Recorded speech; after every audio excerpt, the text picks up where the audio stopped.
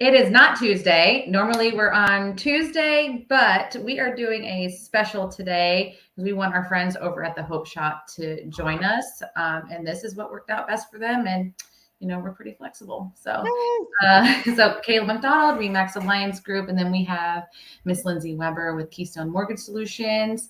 And then Mr. Justin Credible and Nathan with the Hope Shot today. Thank you all. Hey, it's Wacky Wednesday. That's what we'll call it. We'll call it Wacky Wednesday. Yeah. Yeah, I love it. So, so last time we kind of touched on the Hope Shot. We had Caesar on, and he is a big part of the Hope Shot with you guys, and he couldn't make it today. And that's when we just said, hey, we need to get... He's here. Oh, no, he's here. Perfect. He's here. So we said we need to do a special because, we love the Hope Shot and we love you guys. We love everything that you're doing. And you have so many incredible things happening and you guys have grown tremendously over, has it been like 2 years, maybe 3? 3 years. And so we just wanted to bring you on and do, something that dedicated strictly to the Hope Shot. So with that being said, I'm going to turn it over to you guys so you can tell us who you are, what you do, how you got started, and just, whatever else you want to tell us about. All right. Well, thank you guys for having us on. And I love talking about the Hope Shot, so I could do it for days. I mean, we do it passionately all the time. And we want to be able to get out there and get people that might not be in the same field as us or realm as us to be able to understand and we need allies. You know what I mean? We want people, we want community. We want everybody to hear about us, know about us. We got to get in front of people, and things like this is exactly how we do it. So, thank you for having us on. 3 years, it's crazy to think the 3 years time we've been doing this, cause it just feels like yesterday, and that's how time works. Right. And it's truly a blessing that we get to do this. It wasn't, nothing on purpose. It all was, divine intervention, as I like to say. Yeah. So we, it started, Kayla, Lindsay, we've been, networking and doing business together for a very long time. It was 2020 when it all, we started, networking together and collaborating, with the hub and all that stuff. And, it started from, people trying to attack the hub and Reagan. And how do they do that? Well, it's the point of the weak, where the weakness is. And they usually criminal records, right? People with the past. And I was one, James was one, Caesar was one. So they took my mugshot and their plaster and they had set up a whole group. And there was, everybody knows a little bit about that. So that's how the group. What? They still have their group. Do they? Oh, that's cute. The devil meant for evil came to a huge, huge positive. Exactly. Yes. Divine intervention. Mm-hmm. Amazingness. Mm-hmm. So we, we started doing this. We did exactly what you guys do: live streaming, did Facebook, did podcasting. It's been awesome to do. And through this process, me and Nathan, intersected right in the beginning. And it's funny how divine intervention works, because the people that are supposed to be there come in too. And he came in at the beginning. He was all for it. We've been kicking it, and he's like. I'm telling you right now, me and Nathan, he's my yin. I don't know if I'm yang or he's yin, whatever, but we're that. That's what we are. We're like shake and bake, right? We're shaking. Yeah. I like that. Ricky Bobby. Yeah. It fits. It really does. And what he brings to the table and what I bring to the table, and we both come together as one. It's not about ego. It's not about, anything. It's how we can help. And Caesar, he's like the cherry on top. You know what I mean? Caesar puts the cherry on top, and we're just like a trio, always willing to help people, always willing to get out there. And we got some big things happening. I'll let Nathan talk. I don't want to talk too much, but I'll talk some too more, but I want Nathan to talk a little bit about his experience with it. Yeah. My name's Nathan. I'm a vice president of the Hope Shot. I've been doing this work, and your guys are like, what's this work, right? Our work is, we're a recovery community organization in Pasco County. So our vision, our goal is to, when people are getting out of treatment and or figuring out if they're ready for treatment or waiting to go, we connect them with the proper resources to make that transition seamless, because there are a lot of obstacles in place when it's time to get help. And our idea is to break down those walls. So when they do make a decision to recover, that there's nothing in the way, nothing standing in the way of that. We also, one of our main goals is to help people transition that are just getting out of treatment and or jail, to help them reintegrate back into the community. We have funding in place from the Opioid Task Force. We just got awarded a grant, so we set them up for the first month at a transitional living. We also work with them closely after they're there. Kind of meet with them a couple times a week. We identify immediate needs and try to help them address those problems, because where we're losing a lot of these people that are early in recovery is that they're getting out and they have no license, they have no work history, they have no transportation, all these like things that a lot of us take for granted, and they get overwhelmed and they're like, well, what's the point, right? So our idea is to show them that there is light at the end of the tunnel, give them the proper resources, connect them to the career sources, connect them to the DMV, connect them to Bay Care for additional mental health services to address the underlying problems, reconnect them with their families if possible, but all the while, emphasizing the importance of prioritizing recovery, because without recovery, there is no family, there is no job, there is no school, there's nothing. So our job or our passion is to get people excited about recovery, excited about a different way of life. Not only that, but believing that they are worthy of that second chance, and trying to get the community. And I know a lot of people that, well, this doesn't affect me, I have no experience with this, but I promise you it affects your community. So you are in some way affected by what is going on out here right now in some shape, form, or fashion, whether it's in extra taxes you're paying, extra, whatever that looks like, so this is a community effort. This is all hands on deck, man. We have people dying out there like crazy. We just got an alert, overdose spike, 6 overdoses in the last 24 hours, right here in our community, right here in Newport Richey. Right. So we all have a responsibility. I know I do. I was on the other side of it for a long time. And so I grew up here. I've been here since the early 80s. So I'm just, well, we've been here, we grew up here, and now we used to be takers from our community, and now we're giving back. And however that looks, however we have to work with others to make that happen. Rudolph, that's my boy right there. You my boy, Blue. I have a bunch more to say, but I don't want to monopolize it. Yeah. Well, you guys can keep talking all you want, but you said it though. Well, I got to go back to when you said that people say, "Oh, I'm not affected by it." I can tell you, I'm born and raised here in Pasco County, and if anybody says that they're not affected by it, then they're lying or in denial. Because I've never met somebody or known anyone that doesn't have a brother, sister, mother, friend, uncle, cousin, friend's parent that hasn't been affected by addiction, whether it's alcoholism or drug abuse or whatever it is. So they're in denial, or they're not admitting it. Yeah. Denial. Yeah. Right. It's probably more denial. we were just on so we're doing training right now for intervention. So this is not just a person that's lost it all and are not homeless or anything like that. There's people suffering right now that are in the, the blue collared area that doesn't know, because they haven't hit the rock bottom. Like, money is sometimes a cover up, it doesn't let you, it's not, it doesn't let you hit that bottom, but you're miserable in life and business and all that. Right. So we want to be able to reach those people too. This is not just about the homeless people, because it's a human thing we're going through, and people are in denial. It's not just a river in Egypt. That's what they were talking about on intervention. It's not just a river in Egypt. And I was like, they're taking my line, because that was mine. It was like, I was in denial for so long of the actual problem. What is the problem?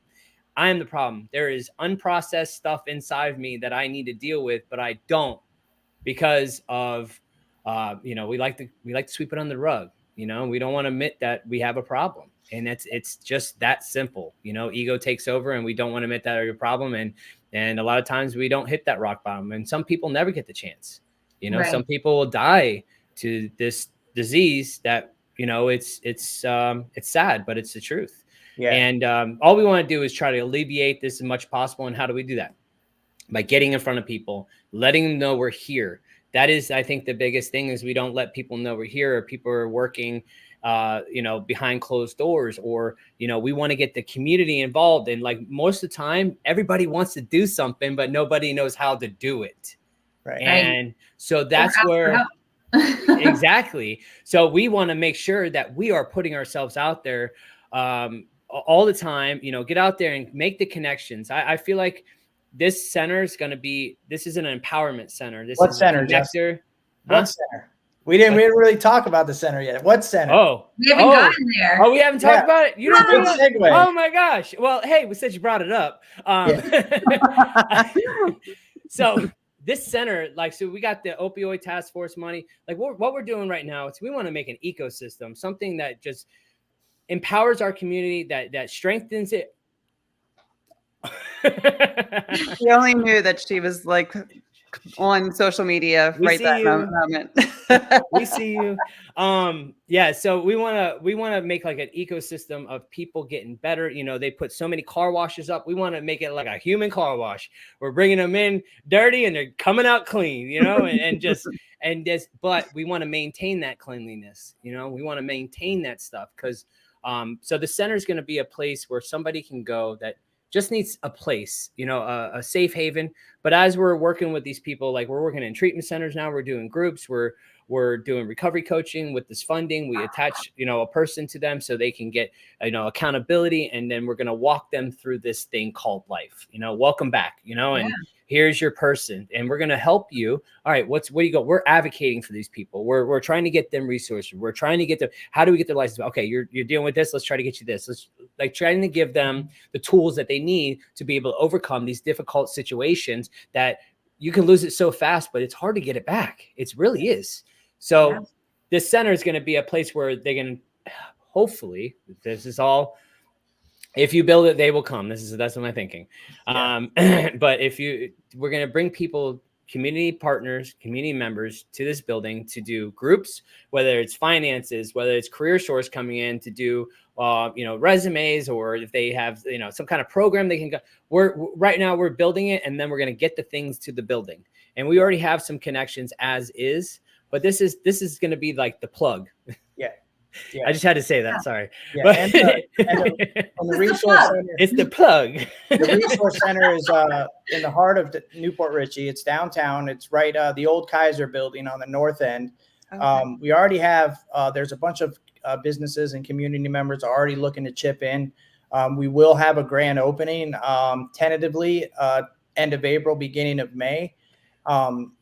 We also it's going to be, and we're going to be utilizing, it's not like and that's the beautiful thing about our organization. We're not in competition with anybody. Our goal is to bring everybody that's already doing the work together so we can work side by side to address problems, because there are some things other organizations thrive at and that we don't thrive at. We have our primary goals and they have theirs, and we can all come together so we can best serve our community members, however that looks. Right. Yeah. Because what's the common goal here? We want to help. You want to help people. You want to make sure that they have the tools necessary and the means to either get clean or they're clean to stay clean. Yeah, that's the goal. To, stay in recovery, because, like you said, this is needed, in every community, especially ours.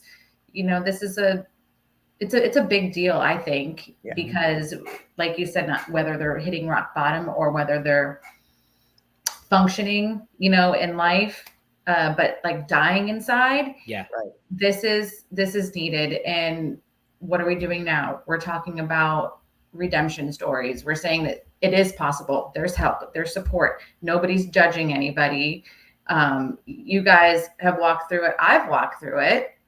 So, and we're doing, I think we're doing okay right now. Like, right now. You know, it's not something, and I know like when you're in it, when you're in the thick of it, when you're just getting out of it, your world is, you're like, holy crap, like this is it. You know, there's no way out, or it's just easier to go back. You know, so I think that I just love everything that you guys are doing, how big it's gotten, what's to come. And I'm just super, super excited about it, because it's something that, you know, you guys can say, like, what if we had this back when we were going through all of our stuff? Like, Exactly. A lot better. Kayla was one of the first ones on the awkward freaking recording freaking podcast. That's how it all started. Like, I mean, honestly, like you were on social media and everybody was telling their story and where they are today. And yes, it came from a bunch of haters trying to, I guess, make you feel bad about yourself or something, because everybody has a past. And I think that they were trying to make you out to be something that you were not, and you had moved on, and you took your story and made it something positive, and look what that has come to. Yeah, and who would have thought, huh? Yeah, what a positive message that is, because guess what? That just shows that how, and this is a a testament to recovery. We take adversity and we grow from it. We learn from it, and then we don't sit there, we don't judge, we don't ruminate on it. We're not sitting here shooting back at them. No, we're like, okay, let's take this information, process it, and move forward in a healthy, productive way. And that's what we're trying to impart on the people that we work with. Like, adversity is coming. Life is going to happen. It's inevitable.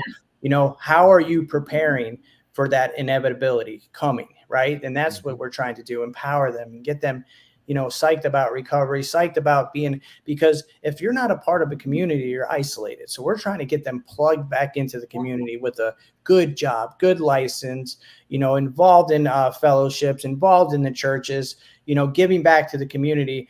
I'll tell a really quick story. So we've been funding people since we started, right? So so I was meeting with a new guy that we just funded for one of the houses that we deal with. And I was meeting with him, and he had told me, I'm like, so, what are your immediate needs? Do you have a sponsor? He's like, yeah, my sponsor is so-and-so. And I'm like, wow. And then I discovered that his sponsor is another. So there's a sponsorship family tree of 3 people that we have funded and brought through this process. So now that just shows that what we're doing is working. Do we have people that don't get it and just, but we don't call those fails. We call them learning lessons, because at least we're planting the seeds. People know that if they want help, it is available. And what's cool about this community too is there has been a seismic shift. The narrative has changed where, because I was going through the system, for the very longest time, and I've seen firsthand like the conversations change from punitive to how can we help these people, So and the sheriff department's on board, the fire department, everybody is really like, and we see it now even more than ever because we're behind the scenes now. We're working with these people. We work with our sheriff department. We work with our fire department. We work with Baker. We work with all our community partners, and everybody are having the same conversation. How can we better serve our community? And it's just a really special thing that's going on in Pasco County.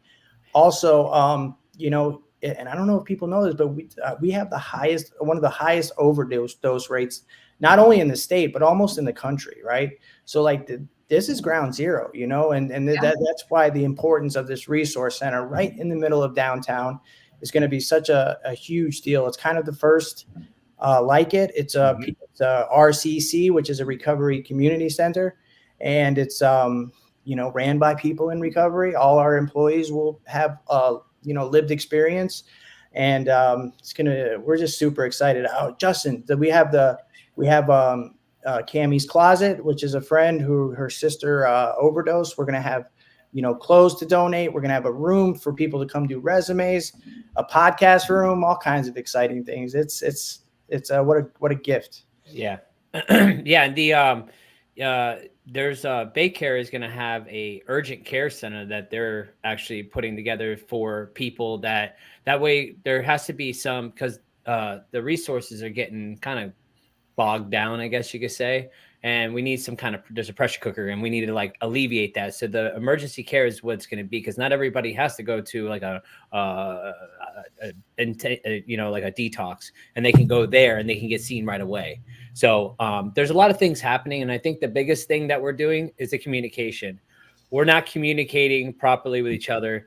And what our goal is, once we get out of the pressure cooker ourselves, because right now we're in the pressure cooker, we got all kinds of things going on, but the goal is to get out there and network with people that are willing to give people second chances. We need second chance people. We need people, and whether we're going to create some things and get people on board, that if you want reliable employees, which will help, you know, with the facilitation of them becoming reliable employees, you know, and getting them back to life. Because we're only as good as the job we have. We're not making any money, then what are we doing here? And then it leads to everything else, you know, hopelessness, and then we're right back. Okay, you want to fix our county? What are we going to do? Let's create the example. We've been the example for our pill mills. We've been the example for our overdose rate. Why don't we make it an example for recovery? And we can't do it alone. We need everybody in this that is a stakeholder. Whoever lives in this county is a stakeholder in this county. And we need everybody to want to get on board. Why wouldn't we? You know, we need to get, because they're probably in denial too. They live on denial. They're in Egypt. They're in Egypt. I don't know why you in Egypt. Or they just don't know, you know, and like what we need is like, and this is, and just you know, we need you know, landlords. We need people that are renting that will give felons and people with not a great work history a second chance. We need companies, small businesses that are willing to give somebody an opportunity. They're out there, but they're few and far between. The biggest pitfalls I'm seeing, or Justin and I are seeing with people that we work through, are you know, employment and housing, right? They're psyched for recovery. They're plugged in. They're working the steps. They're doing whatever they have to do, and but they're having a difficult time finding a job, or when it's time to transition from the transitional living, they're having a difficult time finding a nice place to live, you know, that they're accepted to. So yeah, we need y'all's help, you know, and we're here to help you however we can. So you not only need to educate the people that are recovering, but you also need to educate the people that surround them, because a lot of people do not know, and they do not understand, and they have this stigma. Yeah. And that's the part that a lot of people shy away from, is the unknown. And if they're not educated on it, then they're scared of it. Mm-hmm. Well, and I think another thing is people look like, oh, they're an addict, you know, well, how did they get there? You know, an addict can easily be somebody who got into a car accident and was prescribed prescription medication, and then they got addicted to it, and they weren't given the proper care or knowledge or whatever it was to try and prevent that, or give them the option to not take it. You know, or maybe you're dealing with a veteran, or just somebody who is in an abusive situation or has a lot of trauma, and they have a lot of PTSD. And so then they resort to alcohol or drugs, you know, so there's so many different things. It's not just somebody woke up one day and was like, you know what? Throw my life away. This is what I'm going to do today. It seems like the path for me, you know? So it's not, I mean, maybe in some cases it just is, you just make bad choices, but nobody ever wakes up and just says, this is the path that I want to go on. And this is where I see the trajectory of my life, you know, and usually stuck. You don't know how to find a way out. Yeah. And then once you're in it, you're stuck, and you're like, what do I do? How do I get out? How the hell did I get here? How the hell did I get here? And then what happened? Yeah, and it's most of the time that's exactly what happens, is they have an injury or whatever. There's a lot of people that just grow up in a broken home when it's normalized. You know, like I grew up in a place where it was completely normal to get fucked up all the time. Sorry, I didn't mean to cuss, but okay, it's cool. Yeah, I do. Yeah, it's fine. Right. It's gonna come out. But I mean, that's just the thing. It's like we're dealing with adults that have unprocessed trauma, right? There is a disconnect. They need to be able to process that trauma from when they were a kid and had no resources. We throw everything at the kids now, but if we don't fix the adults that are caring for these kids, we're just going to keep the cycle going, you know? So it's a whole community of this disease. Like we might go through the addiction, but there's a family that goes through the addiction and that goes out, and then the community also, and they get stigma, and then that turns it's just a bunch of negative energy that's being produced. And a lot of times those families that love those individuals are not helping them. They're actually making it worse. Yes. It's called enablism. Enablism. I learned that in the intervention training. I learned. But yeah, and that's exactly what it is. And we have to be able to help, because, you know, we might get treatment for the recipient of the, you know, it's the addict or whatever. But the parents and all the other ones are not getting any kind of things for themselves. So it just all keeps going and going and going. And this is generational type stuff. Yeah. You know? Yeah. You want to hear a staggering statistic? We just heard this yesterday in this training. This gentleman that has been doing intervention since the late 70s, right? He was saying that 90% of the people that he intervenes with essentially say yes. They end up going to treatment and getting services. Only 10% of the family follows through with anything, right? So like, yeah, then that at our center, we're even going to have a group for, Al-Anon, Nar-Anon, for family members that are struggling or have no idea, how to navigate through a son or a daughter that has alcoholism or substance use disorder. And because we're trying to empower everybody, and even the families that have no idea, we want to talk to them too, so they can be a part of this movement and be a part of like enriching and helping our community grow, and because I feel like the more people come together, the better shot we have at making this a normal conversation instead of like what are you talking about? Like it shouldn't. We don't want to scare these people away. We want to embrace them and love on them until they can love themselves. And it's easy to point, our finger at the person that has the problem. It's really easy.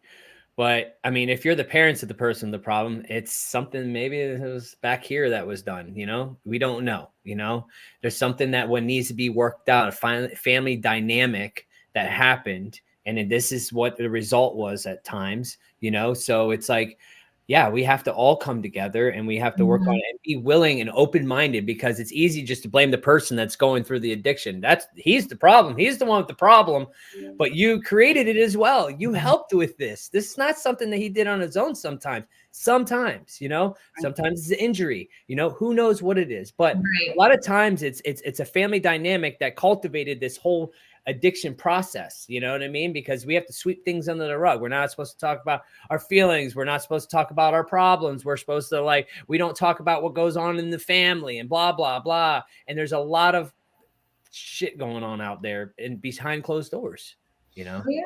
That people like to paint the picture, especially with social media. They like to paint the picture of a perfect household. I would love to paint the picture. I had all of this trauma happening behind me, but you walk out that door, you put yourself together and everything's fine. Right. And which, we don't have to be doom and gloom all the time either, but we have to be able to talk to somebody about what's going on. And Jesse, you coming to visit us? No, never mind. Camera shy. You need to talk, Jesse. It's cool, bro. You can come on in. Did we trigger something? No, certainly did. but yeah, the family needs to be involved too, in one way or the other. And I know that when you're going through this and you have, a child or sister, or whoever it is, you're involved whether you like it or not, and you need to be spoken to. And I don't know if it's something that you guys counsel them, they don't know how to handle one thing or another, or how for them to recover. If it truly wasn't something that they did within the home, like they're traumatized too, because they're like, well, what the heck did I do? What mistake did I make? How am I going to trust them again? They stole this from me. They overdosed, but they're alive. And so you're traumatized by that near-death experience, and they're constantly living in that state of tension and fear. And they don't know what to do. They feel stuck, And people think it's the big traumas, right? Everybody thinks this has to be some tragic event that has to happen in order for this to be an addiction or whatever you go through. It could be the smallest thing, like you asked a girl on a date when you're 16 years old and she denied you, and they carried that crap through your adulthood. I'm not good enough. I'm not this. That internal dialogue is what kicks that thing off. And it doesn't, we don't know when it's going to happen, but the triggers can happen later in life by whatever it could be. It could be a song, a car, an event, a person, a smell. Our senses get hit, and that's what is triggering these responses in us from that trauma. It's a trauma response, right? And it's like, crap. Well, we think that we're just screwed up. Like we think that we are unique and we're just like weird and just nobody understand. And that's where the addiction starts to take off.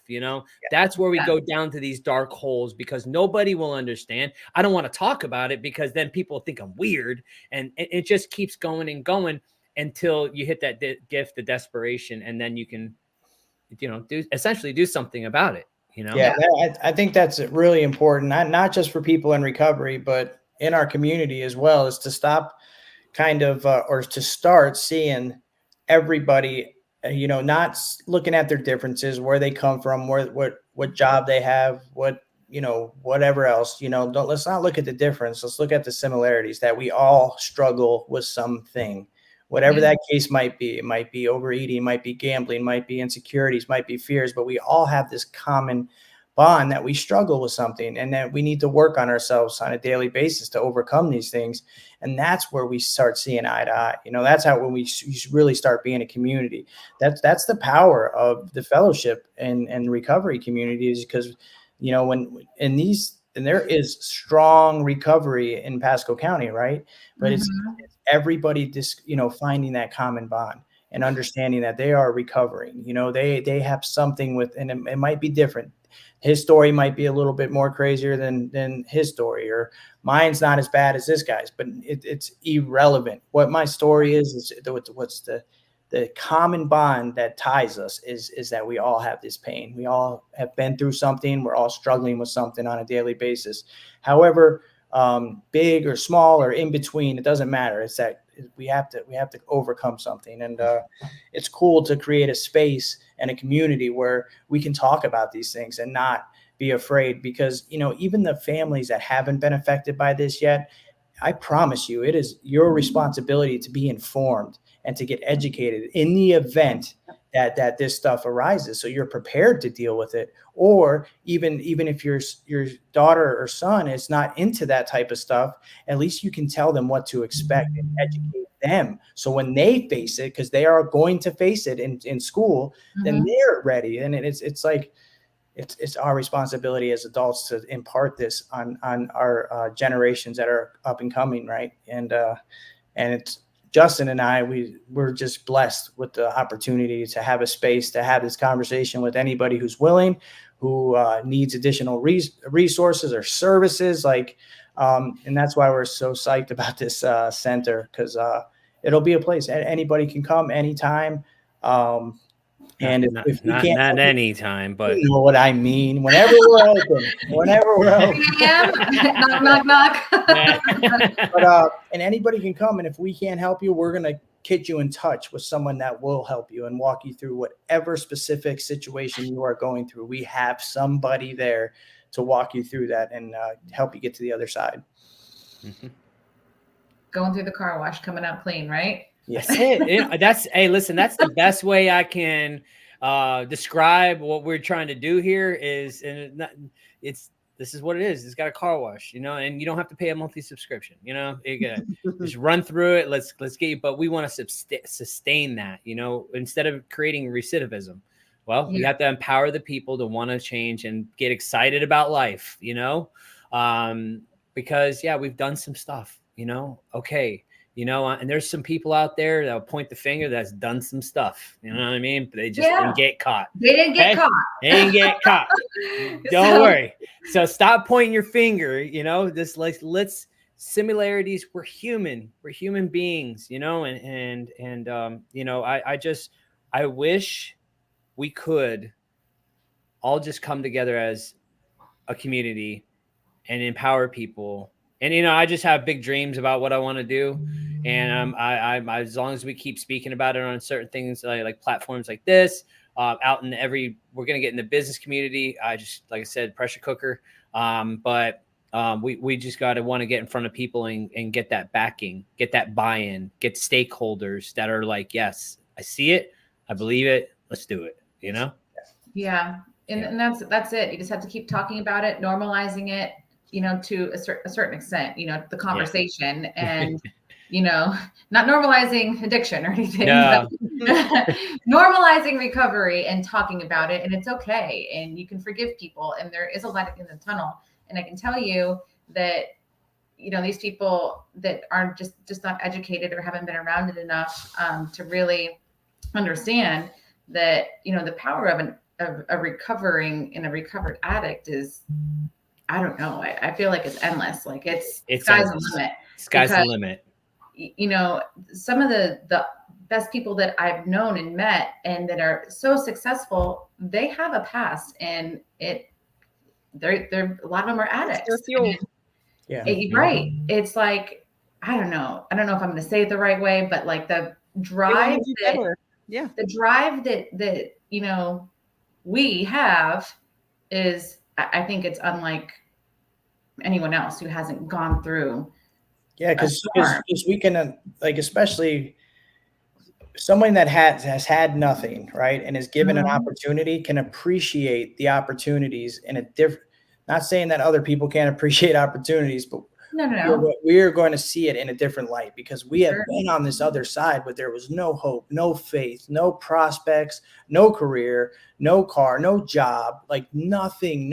Had no idea of what being, a successful, adult was. And we get to the other side, we're given opportunities, and we just, for me personally, I'll speak for me. Everybody that put a hand out and picked me up on this journey, I will never forget. And every little gift that I have is appreciated in a way that I can't even put words to it, really. And what happens is, because I have all these ideas when I first come into recovery that, I need the car, I need the job, I need the house, I need the relationship, I need to get all this stuff. But what happens is my I have a shift, my perspective changed, and I start to redefine what success looks like, right? And I start to really figure out that success to me means that I am okay with who I am. I don't have to wear a mask. I can show up authentic. I can give back to my community. So it turns from like, what can I get to what can I give? And through that shift in perspective, all the blessings come organically. Things start to unfold. I am able to, be in places and help people and interact with and do stuff that I couldn't even possibly conceive of when I first got sober. And that's the passion. That's the inspiration we're trying to translate. And Justin and I have a unique way of being able to, transmit that message to somebody that's completely desperate in a treatment center or on the street and just isn't sure if it's worth it. We're here to tell them that it's worth it. Not only that, but then to prove to our community that this is what happens when you give somebody an opportunity to grow. You give them enough space to grow in. We're going to grow through that space and create our own. And that's the season that Justin and I are in right now. It's a really awesome thing to be a part of. Yeah. And, and I hope that, these people who, might not see things, the way that we do, that one day after, learning and educating and, hearing your guys' podcasts and, just wherever you guys are speaking or anybody speaking, that they might be like, hey, wow, like what incredible strength that person has in order to be able to turn their life around completely and, just pick themselves up out of the gutters, figuratively and literally, and just completely turn their life around and be somebody that gives back to the community, somebody that's trusted and dependable, reliable. So, that's something that, I hope for people who may not see things the way that we do. Yeah. We did the hokey pokey and we turned ourselves around. That's what it's all about. I got puns for days. Yeah. He pulls them out in the most, like, we'll be in a meeting full of executives and fire departments and sheriffs, and that's how people know I'm real. You know what I mean? I'm best. not. I'm real. You know, this is what it is. Yeah. Like the other day it was you only got one shot. I busted out Eminem in there. There's like 30 people. I was like, you got one shot. Do not miss your chance to blow. Yeah. But that's it. Look, right there. Like, and recovery doesn't have to be boring. We have fun. We are engaged. I surf all the time. Justin's doing his thing. Like, we didn't get sober. We didn't get sober to be miserable, right? We got sober to experience life and to live life. And that's another thing we're trying. And not even that. We shouldn't be suffering in this lifetime. Like, we're all chasing something. What is it? What are we chasing here? You know? Yes. And sometimes we need to slow down, smell the damn roses, and enjoy the journey instead of trying to get to this destination that we have no clue what it looks like. We're rushing our lives. We're getting older. We're back paying this and back paying that instead of self-care. Taking care of something. I'm telling you right now, I stopped doing drywall and I started falling apart. I'm like, what's going on? I had to go to chiropractor. I'm like, dude, and most of the time it's just we have to move our bodies and do something good for ourselves. You know, we're always on the move. Life is so fast. We need to just slow down for a minute, pump the damn brakes, and take care of ourselves, man. Our mental, our spiritual, our physical, we need to connect them all because they all matter. And if you're sick in any area, you're going to be sick in all the rest. And it's just the way it is, you know? So if I'm not doing something for my physical, I'm telling you right now, my body hurts, my mental hurts. And I'm like, oh my God, I'm going to die. And then my spiritual is not good. And then if my spirit, you know, it's just a trifecta where we need to freaking all maybe just consider, you know, what is something in your life, man? Ask yourself, man, this is an honest reflection, not just people in addiction, not just whatever. Everybody has a vice, you know? Just human being in general. Yeah. Look at yourself, look at your life. You're like, man, what is causing me anguish? What's making me chase this imaginary fantasy that I don't even know where I'm getting to, you know? And that's pretty much essentially what we're trying to do with these people, because we're all chasing a fantasy. We just don't know what it is, you know? And most of the time for addicts, it's just that high that we'll never get, you know, because the first time was great and we're just chasing something that'll never happen. You know, it's everything. And that's, like I said, it's a human thing that we're all doing. It's the same exact, you know, we're all the same. Our similarities, we breathe the same air, we have the same blood, we speak the same language, sometimes not really, but just in a different tone, you know what I mean? And how we interact and stuff like that. So that's how I freaking want to change. That's how I feel if we can get people to understand that right there in this community, that we're all human, maybe compassion might happen. Maybe we might have some more kindness, maybe something, I don't know, you know? Yeah. Something might happen good. Something. Things and stuff. Another car wash. Yep. Another car wash. That's the beauty. We build ourselves up. So either way, regardless of what others are doing, we are able to still show up with compassion and kindness and non-judgment, you know, and and that's the whole goal of recovery, is to not let the external influence the internal, right? I have to get into a place where I love myself enough that nothing you do, no person, place, or thing can influence or, you know, control or, you know, make me react poorly, you know, and that's the ultimate goal, right? That's the nirvana of this whole thing is to get into a position where, you know, no matter if people aren't on board, if people don't understand, if people are cursing us, we're like, oh, we understand, you know, and love on them too, just as much, you know, because I get it. Not everybody's going to be on board. There's some people stuck in their ways. There's some people that just are indifferent, and that's okay too. We love you anyway. We're just here. We're here for whoever is available, whoever's not available.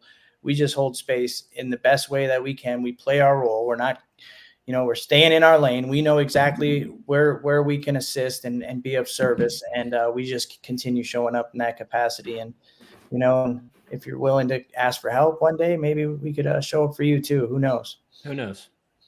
Yeah, I mean, who knows who is watching this, or again, one of your shows, or meets you, or somebody that you've helped, and you know, they might not be on board then, but they might be on board 6 months or a year from now, or they might know somebody that needs your help, and they're like, okay, now it's time for me to get on board because these people can help.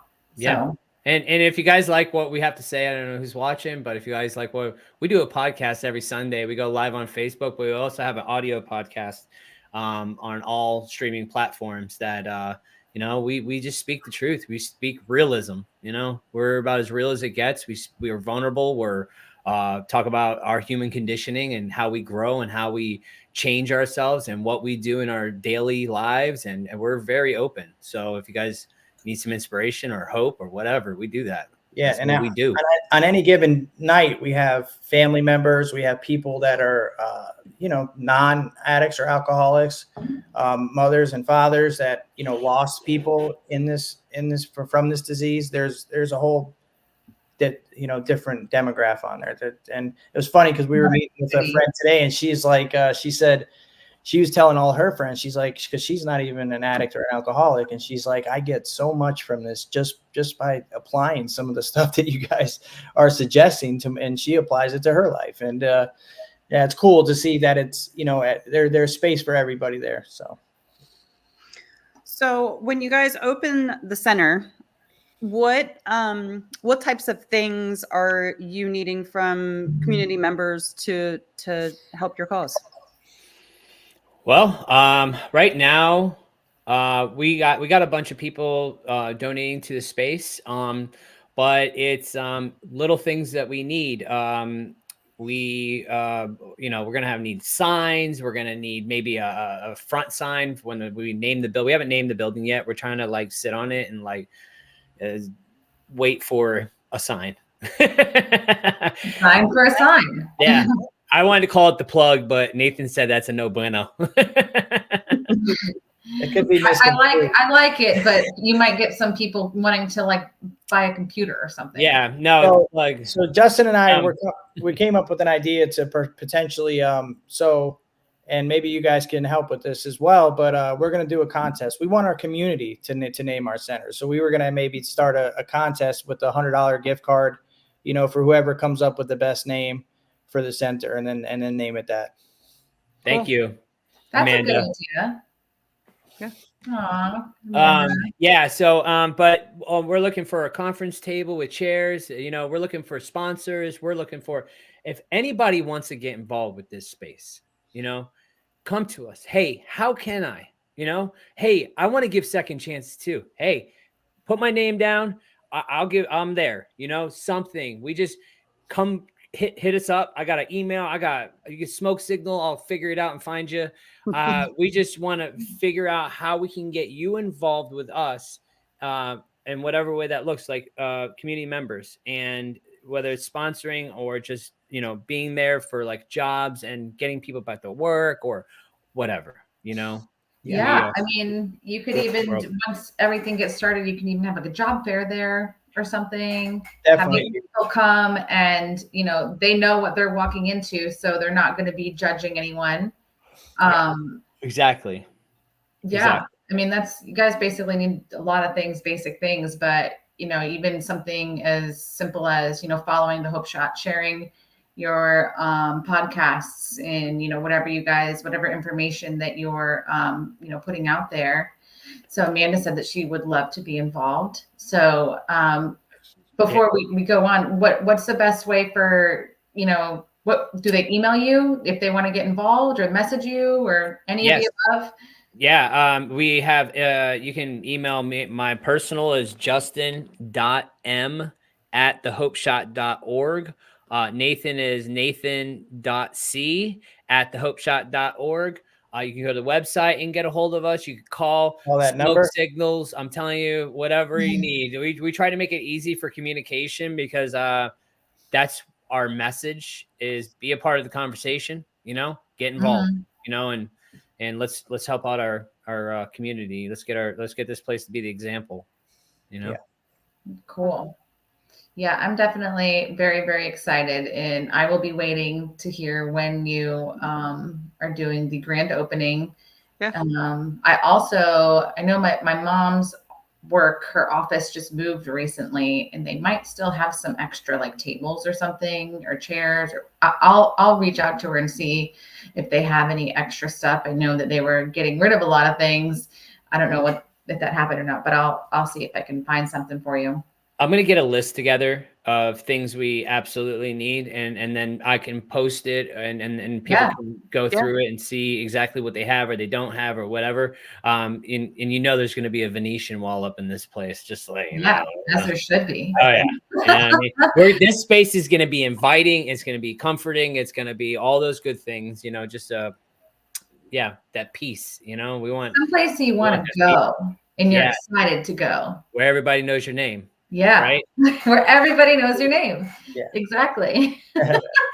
Puns for days. I was waiting for it. Yeah. Good stuff. I just imagine like fun lights, a cool comfy couch. Yeah. Or a couple comfy couches. Can we see some fun lights or what? Like see, wait. Oh, you all got the light. Yeah. So that's kind of what I imagine,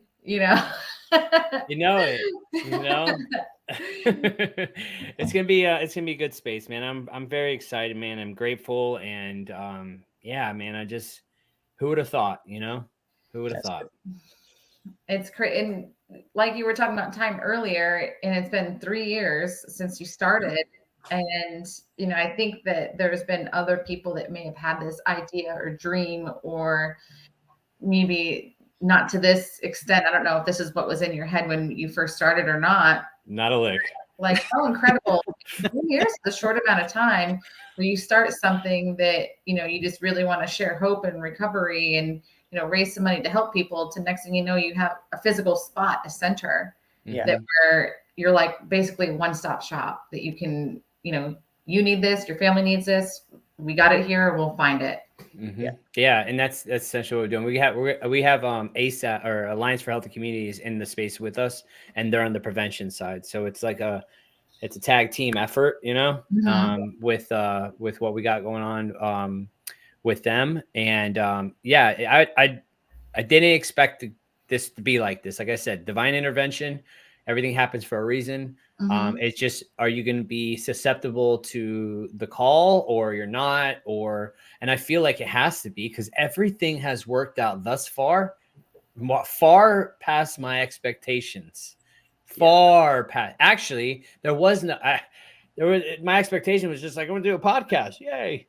And then here we are. We're talking about opening up a dang center, and we're getting these people talking, and we're connecting with community members that are high up, man. They're high up, and I'm like, look at us go. And it's like, it's just the work that we do on ourselves, man. That's the reason we're here. That's the reason all this is happening, because we keep plugged in, the plug, to the calling. He's pushing it, Nathan.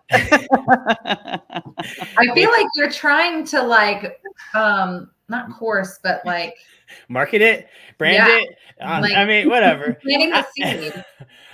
I still, I like to be funny. Get this damn AI. Don't you do this. Is everything okay over there? No. It's like we still, it's about having fun. Not everything has to be so serious, and it is a serious event. It's a serious thing that's going on. People are dying.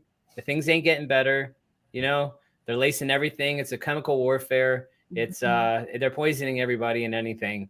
So all we can do is just get out there and put the message out there. We're the messengers, and here we are, and this is what we're doing, and this is where you can find us. Here we are. Yep. Yeah. Keep sharing and sharing and sharing. That's it. That's it. I feel like that's the best way you can reach people and relate to people, is to be real, true, raw, share your story, share your friends' stories, and just keep talking to people. That's it. Yep. So, man, this has been fun. Yeah. I mean, I can't believe we've been on here for almost an hour already. Yeah. We just started 5 minutes ago.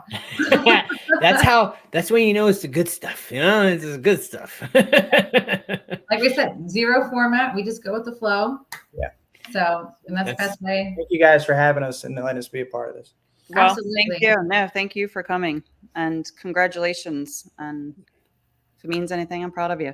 Good job. It does. Yeah. Thank you. Really and we'll let you guys know. We'll have flyers. Like, we're just trying to plug away as best we can. We're waiting on certain things. It's a lot to get this stuff up and running. I'll tell you right now, it's Full-time been, job.